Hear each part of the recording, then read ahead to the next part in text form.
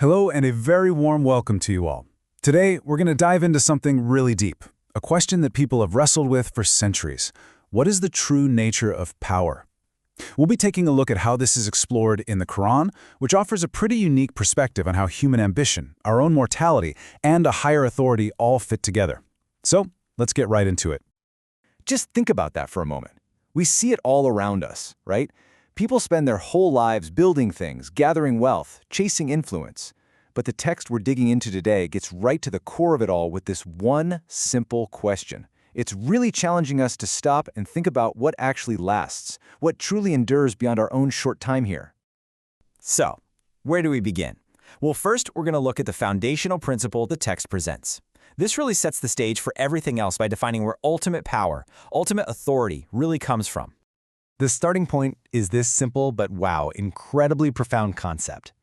Every single kingdom, every empire, every powerful dynasty, no matter how strong they seemed, it's all temporary.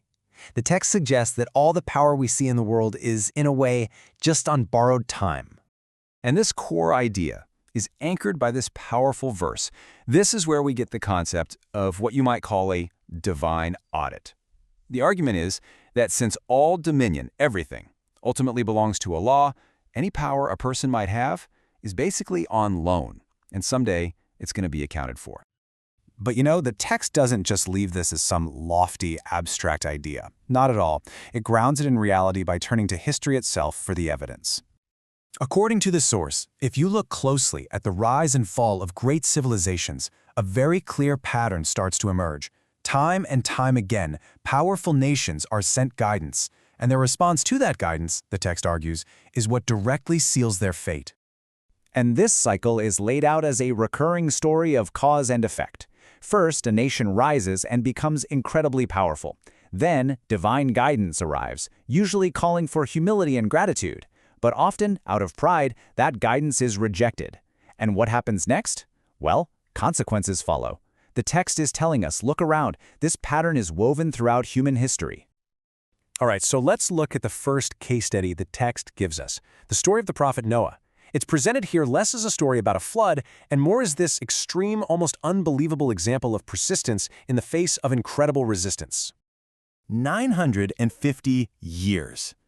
Just let that number sink in for a second. The text says that Noah stayed with his people, delivering his message for 950 years. The sheer scale of that time is meant to highlight something absolutely crucial about this story. It's because it highlights this incredible contrast. On one hand, you have this immense divine patience, a message being delivered patiently for nearly 1,000 years. And on the other hand, you see this profound human obstinacy, a people who, despite being given all that time, just flat out refuse to listen. Okay, let's move on to our next case study. Here, the text shifts from the theme of patience to one of a direct confrontation with arrogance, through the story of the prophet Hud and his people, the Ad. The message delivered was so incredibly straightforward. It wasn't complex, it wasn't asking for wealth or status, it was just a simple call to humility, to recognize a power that was greater than all their material strength and all their amazing achievements. It was a direct challenge to their self-sufficiency. And here's the response. It comes from the eminent, the elites, the powerful. And notice their tactic. It's not debate, it's dismissal. They use their high status to just frame the messenger as foolish, as someone who's just wrong. The source points out this is a classic defense mechanism when the truth threatens a powerful ego. But Hud's reply is so calm, so logical. He doesn't fire back with insults or anger. Instead, he just poses a question. He's essentially saying, hey, what if I'm right and you just can't see it?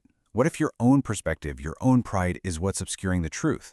He puts the responsibility for seeing clearly right back on them. And the text makes a really key clarification right here about the role of a prophet. Their job wasn't to force people to believe or to act as some kind of guardian. Nope, the job was simply to deliver a clear message and a clear warning. The choice and all the responsibility that comes with that choice rested entirely with the people. Okay, so we've looked at the core principle. We've looked at a couple of historical examples. Now let's kind of zoom out and pull together the main takeaways that the source text is offering us from these stories. What's the big picture here? Well, it really boils it down to these 5 essential points. First, worldly success is no shield against ultimate accountability. Second, death and that divine audit, they come for everyone, doesn't matter what your status is. Third, prophets are human guides, not divine enforcers. Fourth, arrogance is shown to be a direct invitation for disaster. And finally, we're reminded of that immense patience that comes before consequences, just like we saw in Noah's story. And that brings us to our final thought.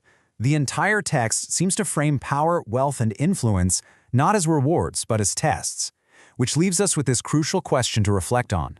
If our time here, with whatever power we might hold, is a test, what does a passing grade actually look like? Thank you for joining me for this explainer.